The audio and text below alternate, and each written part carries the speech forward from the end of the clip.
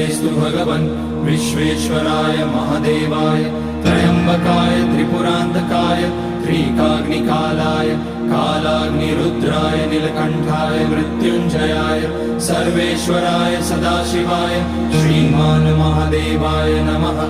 ॐ नमः शम्भवाय च मयोभवाय च नमः शङ्कराय च मयस्कराय च नमः शिवाय च शिवतराय च। ॐ त्र्यम्बकं यजामहे सुगन्धिं पुष्टिवर्धनम् उर्वारुकमिव बन्धनान् मृत्योर्मुक्ष्यमामृतात्।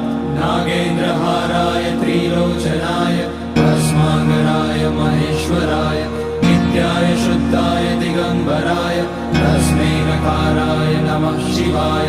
मन्दाकिनी सलिलचन्दन चर्चिताय नन्दीश्वर प्रमथनाथ महेश्वराय मंदार पुष्य बहु